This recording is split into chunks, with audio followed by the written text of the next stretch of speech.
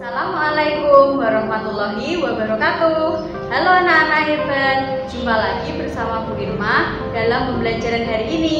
Tahun baru, semangat baru ya. Tetap dengan doa yang sama, semoga pandemi ini lekas berakhir.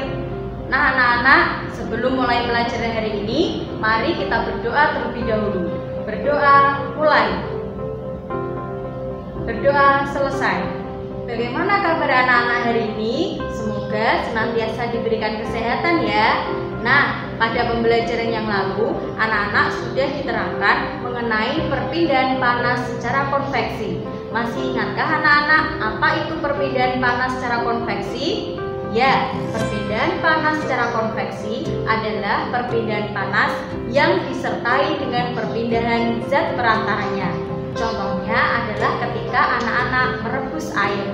Lalu, apakah anak-anak tahu adakah hubungan antara perpindahan panas secara konveksi dengan kegiatan nelayan di laut ya? Itulah yang akan kita pelajari hari ini dalam pembelajaran tema 6, panas dan perpindahannya, subtema 2, perpindahan kalor di lingkungan sekitar, pembelajaran 3, dan pembelajaran 4. Tujuan pembelajaran hari ini, yang pertama, anak-anak dapat meringkas teks eksplanasi dari media cetak atau media elektronik.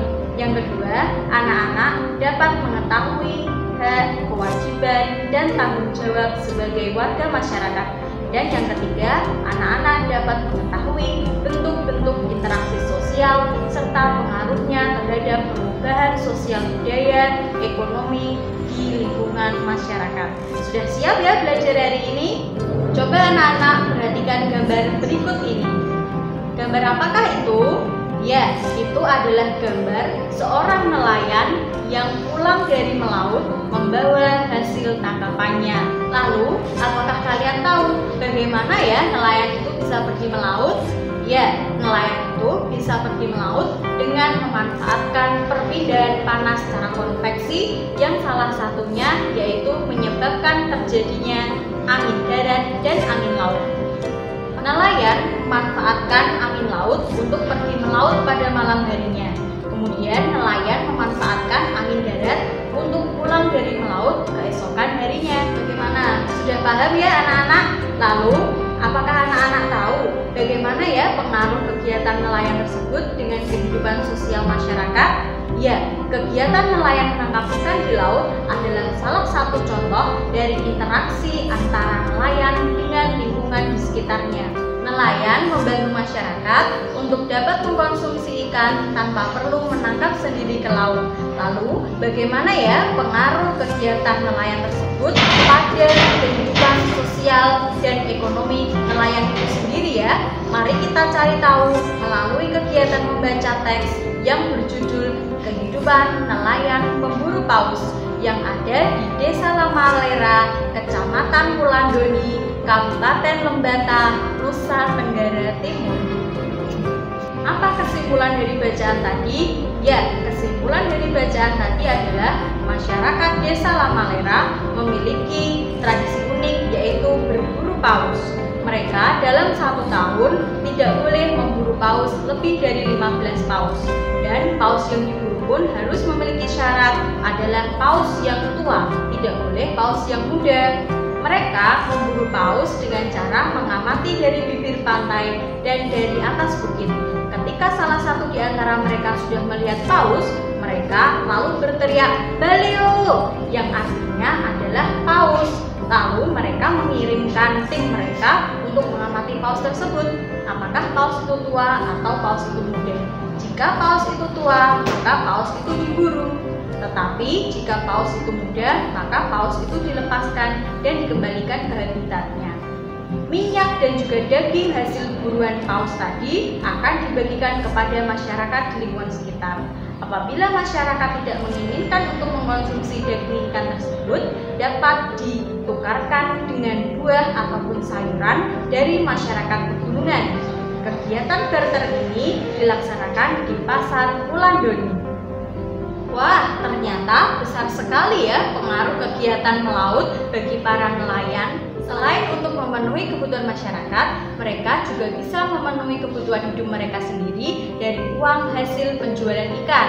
Nah anak-anak, selain kegiatan yang dilakukan oleh masyarakat Desa Lamalela, ternyata masih ada lagi tradisi menangkap ikan yang dilaksanakan oleh masyarakat di daerah lain. Contohnya yaitu pada masyarakat Desa Malo, Kokorotan, Sumatera Utara. Mereka memiliki tradisi menangkap ikan yang bernama Festival Manei. Dalam festival Manei ini terdapat beberapa keunikan, yaitu mereka menangkap ikan dengan menggunakan doa-doa dan menggunakan bahasa adat kuno. Lalu mereka juga memiliki jaring yang terbuat dari tali dan juga janur. Jaring ini disebut dengan sami.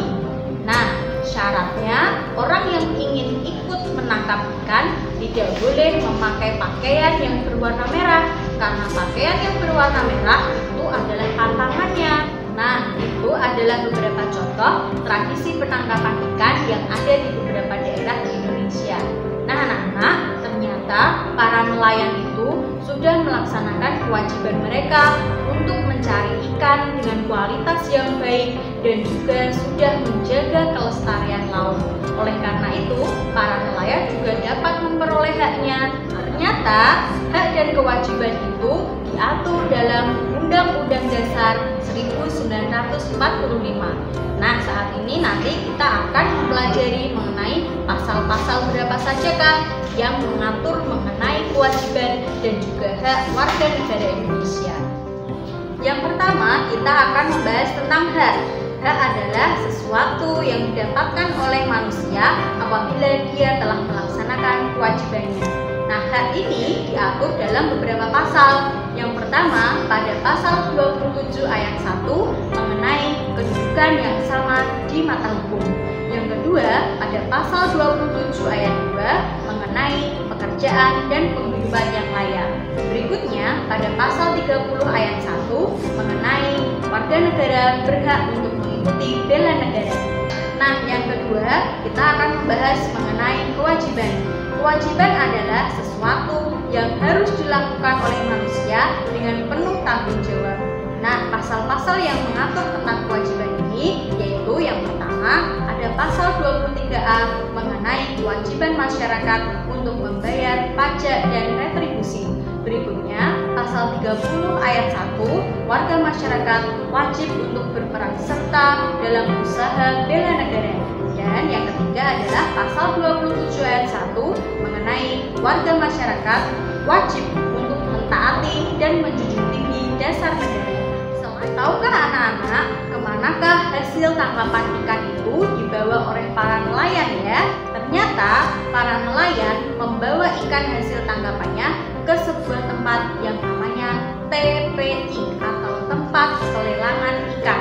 Tujuannya adalah agar para nelayan bisa mendapatkan harga yang sesuai dengan harga pasaran pada ikan hasil tangkapannya.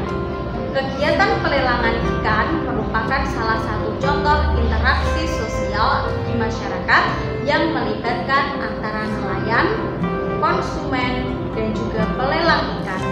Pelaku yang pertama adalah nelayan. Nelayan berperan untuk menangkap ikan. Hak yang didapatkan oleh nelayan adalah para nelayan bisa mendapatkan uang dari hasil penjualan ikan.